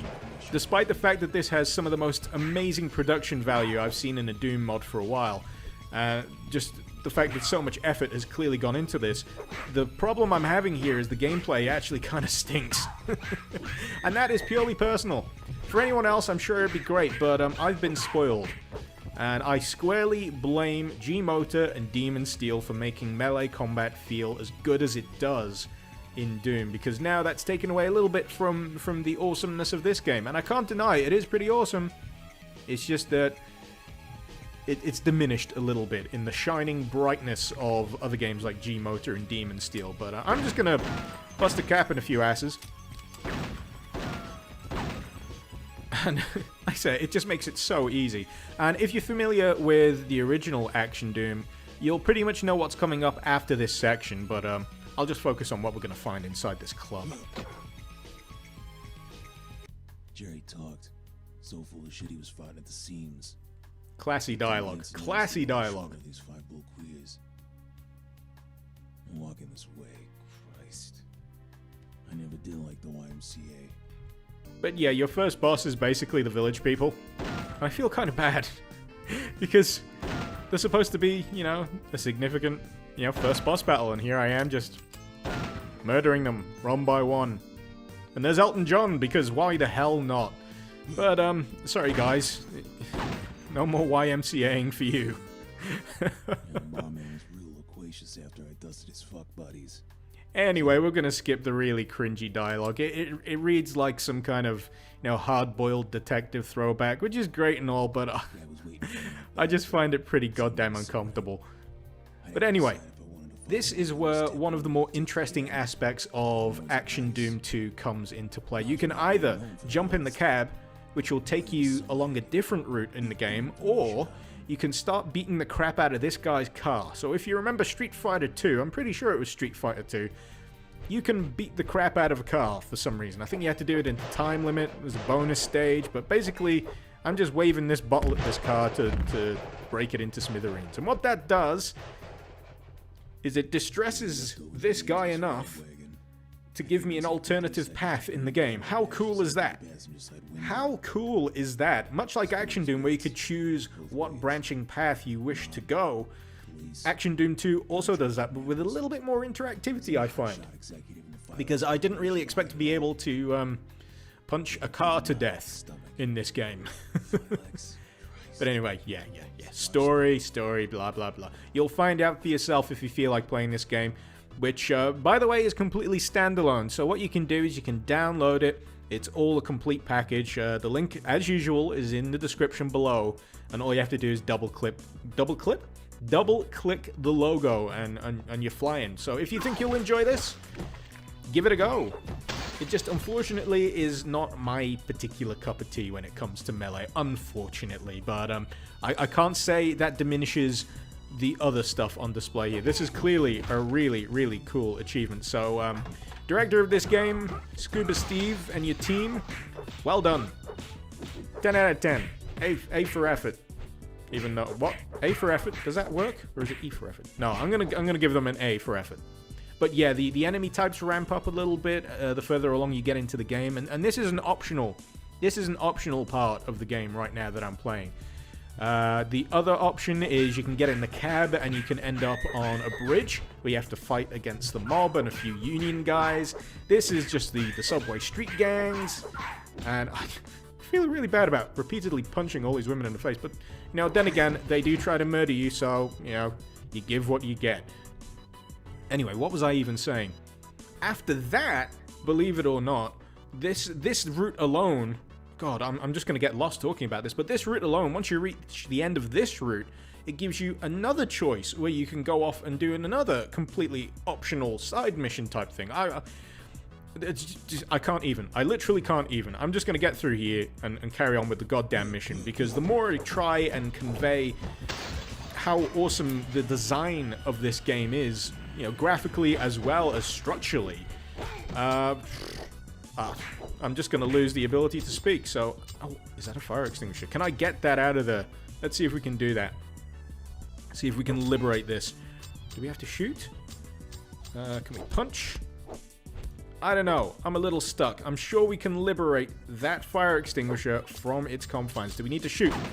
No, we've wasted a bullet. God damn it. Anyway. You can also liberate health by eating sandwiches from the trash, or by drinking from water fountains, or from drinking liquor, I believe. So if you've got some mugs of beer scattered around, pick it up, it'll give you some more health. But I wanted to save that bullet because I know the encounter at the end of this is pretty tough, and that's even if I get there, because these guys look like they're about to overwhelm me. But say hello to Mr. Bottle, goddammit. And you, with your horrible fashion sense. That is so early 90s, late 80s. Do you not know it's 2015? Goddammit. Anyway, let's get on the train and continue our merry adventure. My hands are covered in blood. Yeah. I don't know. I just feel like the writing makes this guy feel like a discount Max Payne with a dash more alcoholism. Then again, that's probably not a bad thing for most people, but we need to pick up that pizza. Did we pick up the pizza? We picked up the pizza. That gave us more health. But there are references dotted all over the place here to games like Streets of Rage. And I'm pretty sure there is a pretty overt reference to... oh, shit. What's the title? I keep forgetting the title of these games. I'm pretty sure it was the Turtles in Time game, or even the Teenage Mutant Ninja Turtle side-scrolling brawler games. There is a pretty overt reference in this stage, I believe, to that. So I am just going to try and focus a little bit on smacking these fools upside the head with this, so I can get to the end of the stage and lose as little health as possible. But yeah, you start getting much tougher guys to deal with. You get these redneck bubba dudes who can spit goddamn fire at you. How is that even fair? You got the most disinterested stabber you've ever seen in your life. Thank you for the knife. And is that it? Have we reached the end of it, or is there another one? There's another one. We're gonna have to do a little bit more stabbing before this day is done.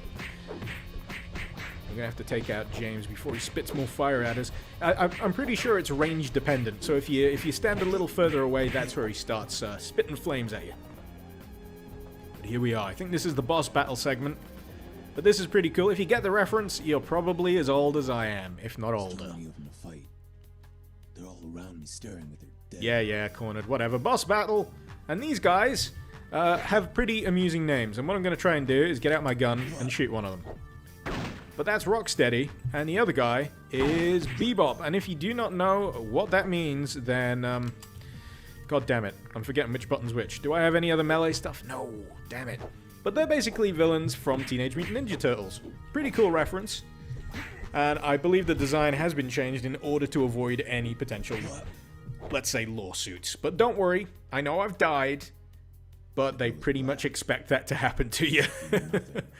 This isn't true for all boss battles in the game. I'm pretty sure it's just special to this one. But what happens is you get knocked the hell out.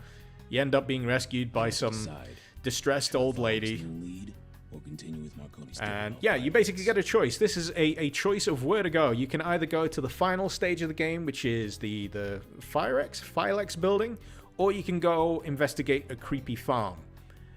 Both of them are really cool, but that one, the creepy farm, is entirely optional. So you can completely skip it if you want. That kind of choice in this kind of scenario with this kind of Doom mod, Jesus Christ, it's great. It's great. I just wish I enjoyed the gameplay more. It's just unfortunate that I find the gameplay a little bit boring. That's my personal taste. I don't feel it translates very well from the 2D It doesn't take much to see how much hunger there is in the community. Even a small act can make a big difference. As Superman powers, he calculates where the meteor must have come from, then travels through the time barrier where he witnesses the death of a planet known as Krypton, as well as discovering his origin. Supes finally pieces it all together. He knows now why he can do these incredible things. He also understands now that the rock makes him weak because of the radiation that it gives off, and it only affects Kryptonians. As I said earlier, in this first comic book appearance, Kryptonite was red. It didn't get its green appearance until Action Comics number 161 a few years later, but also what I find interesting is that Supes first uses the term kryptonite not in reference to the substance, but instead to refer to inhabitants of the planet Krypton, as opposed to being called Kryptonians, as in Superman himself would be a kryptonite. This is particularly interesting when you realize that kryptonite wasn't first introduced through this comic. A year earlier, in 1948, Superman serials were being made, and the story prominently featured kryptonite as well. Look, it works! The kryptonite can stop Superman! But again, this still doesn't mark the first public debut of kryptonite. Where was kryptonite first used in a published Superman story, you ask, probably already knowing the answer? Why yes, it was indeed the Adventures of Superman radio program in an episode called The Meteor from Krypton from 1943, 6 years before kryptonite was printed in a comic. There is this story that I've heard around the internet, including comment sections on this channel, about how kryptonite was first introduced in the radio show as a way of giving the voice of Superman, Bud Collyer, some time off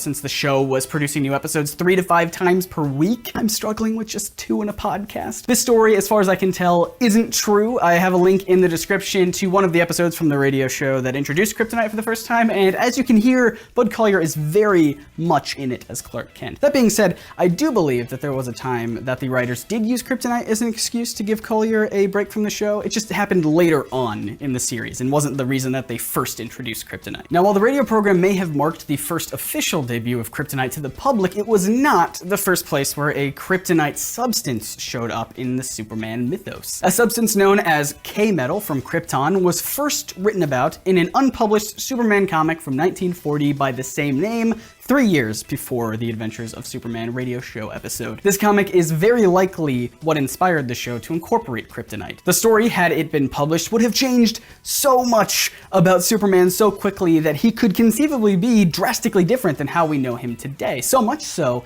that some have called it the most important Superman story ever written, and it was lost to us for decades. The comic, I could and should give its own video. I could talk about it for hours, but for the sake of time and today's topic specifically being kryptonite, allow me to condense everything down a bit. Many resources linked in the description if you want to dive into some further research, because I'm telling you, the story of this comic is wonderful. The K-Metal from Krypton comic was written up around the end of 1940. Unfortunately, or maybe not, depending on your stance, the comic went unpublished for reasons that we still aren't 100% sure about today. The script and art went missing for many years before 4 pages were reproduced in the Steranko History of Comics, Volume 1. Several pages of artwork would show up in the years since, with the story still remaining incomplete, until one day when comic book writer Mark Waid was digging through the archives at DC Comics. There he found a bunch of old Superman manuscripts from Jerry Siegel, co-creator of Superman and writer of a lot of his early adventures. Waid would then match up the manuscripts with their corresponding published comic book until one script was left unpaired, and this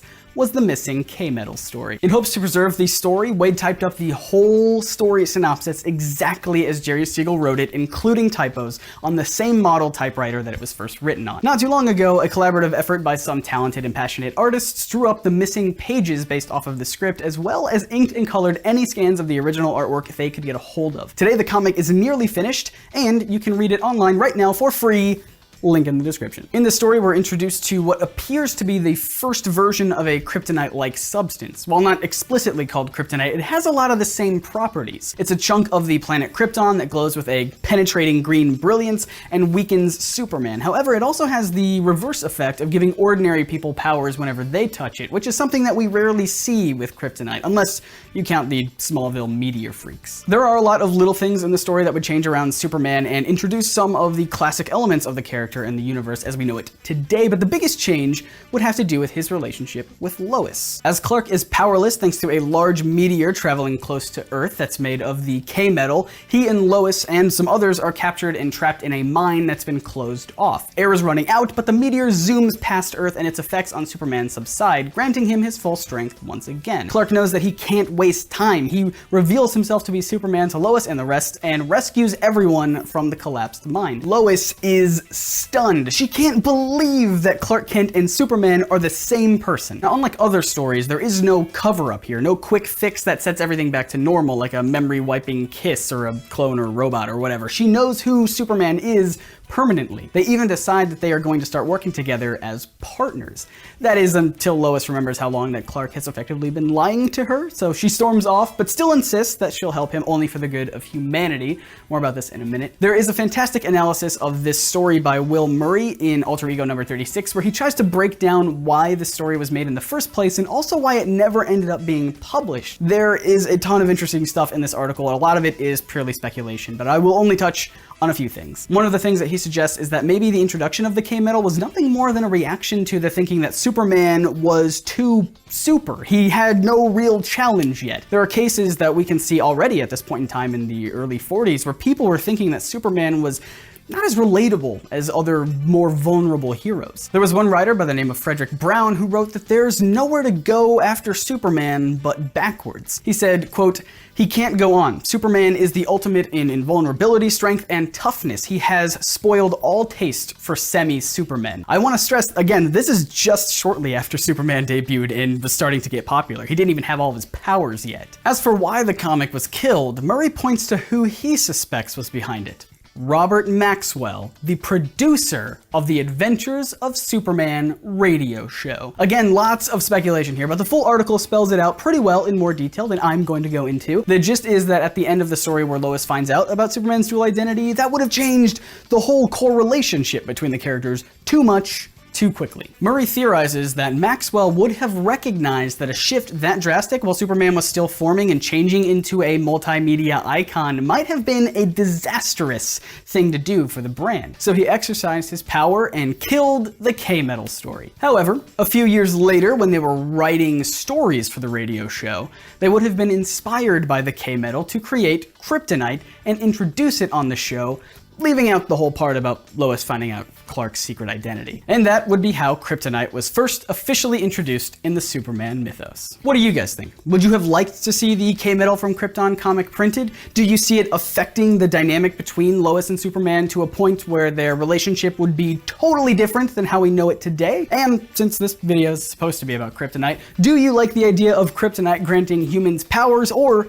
should it only affect Kryptonians? Let me know all your thoughts about this stuff in the comments. We are done with Superman videos for a while. I honestly didn't mean to do so many of them that close together. Luckily, next month I'm going to be doing what I am calling Avengers Month, where I'll be making videos about lots of Marvel characters and stories. I am incredibly excited about all of it, and you should be too. Hashtag NerdSync Avengers Month. Is that too long for a hashtag? No, we'll figure it out. And if this is your first time hanging out with us here at NerdSync, we do weekly comic book videos that expand your understanding and enrich your comic book reading experience, so hit that big sexy subscribe button so you don't miss out on anything. Once again, I'm Scott. You can find me on Twitter and Instagram, and we will see you right here on Friday for not a tie-in, but the 2-year anniversary of Comic Misconceptions. Special video I'm gonna make for you guys. Don't miss out. See ya.